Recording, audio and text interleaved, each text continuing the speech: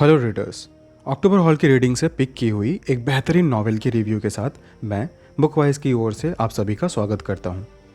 आज की review section में हम 1915 में पब्लिश्ड फ्रांज काफ्का की लिखी 20th सेंचुरी की क्लासिक लिटरेचर मेटामॉर्फोसिस को एनालाइज करेंगे। मेटामॉर्फोसिस इसके मेन प्रोटोगोनिस्ट ग्रेगर सैम्सा के इर्द गिर्द घूमती है, जो एक सुबह उठकर खुद को एक जायंट इंसेक्ट में ट्रांसफॉर्म पाते हैं। इसकी नैरेटिव स्टाइल को देखें तो मेटामॉर्फोसिस में काफ्का की राइटिंग में आपको सररियल और एब्सर्ड एलिमेंट मिलेंगे। स्टोरी को थर्ड पर्सन लिमिटेड पर्सपेक्टिव से बताई गई है, जिसमें ग्रेगर के थॉट्स और इमोशंस की इंसाइट्स दी गई हैं और इसे ट्रांसफॉर्म्ड इंसेक्ट फॉर्म में कंटिन्यूड रखा गया है। यह एक यूनिक नैरेटिव स्टाइल है, जो एक और अनसेटलिंग है तो दूसरी ओर थॉट प्रोवोकिंग। इस नॉवेला में आपको अलग अलग थीम्स मिलते हैं। एलियनेशन, आइसोलेशन, आइडेंटिटी के साथ ह्यूमन एग्जिस्टेंस के एब्सर्डिटी की ग्लिम्सेस मिलती हैं, जो मॉडर्न सोसाइटी में डिह्यूमनाइजिंग इफेक्ट्स को बतलाती है।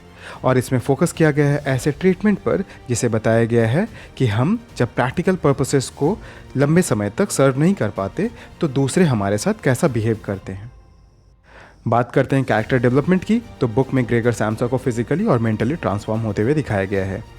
ग्रेगर की फैमिली और उसके पड़ोसी जिस तरह से उसके इस ट्रांसफॉर्मेशन पर रिएक्ट करते हैं, वही मेटामॉर्फोसिस की थीम स्टोरी है। मेटामॉर्फोसिस एक रिच सिंबॉलिक स्टोरी है। ग्रेगर की ट्रांसफॉर्मेशन को अलग अलग तरीकों से इंटरप्रेट किया गया है। ह्यूमन कंडीशन के रिप्रेजेंटेशन, कैपिटलिज्म के डीह्यूमनाइजिंग इफेक्ट्स पर की कमेंट्री या हमारे खुद के फ्रेजिलिटी का एक्सप्लोरेशन। कहानी में हर एक प्लॉट की बेहतरीन सिंबॉलिज्म है। इस नॉवेल का लिटरेरी वर्ल्ड में गहरा इम्पैक्ट रहा है। इसकी कहानी ने कई कहानियों को इंस्पायर किया है और रीडर्स इसे डिस्टिंक्ट इंटरप्रिटेशन के साथ इसके स्टोरी को कॉम्प्रिहेंड करते हैं। अगर आप इस नॉवेला को पढ़ते हैं तो आपको विविड फिलोसॉफिकल थीम्स जानने को मिलेंगे, जिसने लोगों में एग्जिस्टेंशियलिज्म, एब्सर्डिज्म और ह्यूमन कंडीशन के थीम पर डिस्कशन को इंस्पायर किया है। इस बुक की एक खासियत है इसकी लेंथ, जो कि हार्डली 50 पेजेस की है। आप इसे वन सिटिंग में आराम से पढ़ सकते हैं। स्टोरी काफ़ी ग्रिपिंग है, इसलिए आप एग्जॉस्ट भी नहीं होते। इसकी लेंथ की वजह से भी रीडर्स इस नॉवेला को इजीली पिक करते हैं और काफ्का के लिटरेरी वर्क को समझने की कोशिश करते हैं। कुछ रीडर्स मेटामॉर्फोसिस को उसके एब्स्ट्रैक्ट और सररियल नेचर की वजह से चैलेंजिंग समझते हैं। स्टोरी में थीम्स पर की बात की गई है, जिसकी वजह से क्लियर रेजोल्यूशन नहीं है और रीडर्स को यह अनईज कर देता है।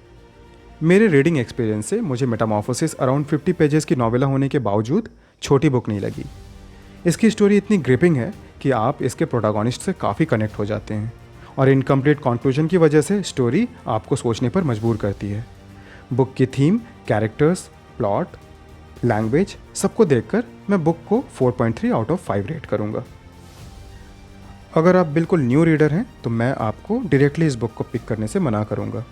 अनकन्वेंशनल नैरेटिव स्टाइल की वजह से बुक अपीलिंग नहीं दिखती, इसलिए बुक को सही से समझने के लिए जूलियन बार्न्स की लिखी the sense of an ending और जेम्स बार्न्स मार्शल की वॉक अबाउट पढ़ सकते हैं। ये लाइट रीड है जिसे सिमिलर थीम्स पर लिखे गए हैं। अगर आपने मेटामॉर्फोसिस पहले पढ़ ली है तो आप इमैनुअल कांट की लिखी क्रिटिक ऑफ प्योर रीजन पढ़ सकते हैं, जो इंटायरली फिलॉसफी ऑफ एपिस्टेमोलॉजी पर बेस्ड है। अक्टूबर हॉल की बाकी रीड्स के स्पॉइलर फ्री रिव्यूज़ के साथ हम जल्दी ही मिलेंगे। अपडेट्स के लिए हमसे जुड़े रहें। तब तक के लिए गुड बाय और हैप्पी रीडिंग।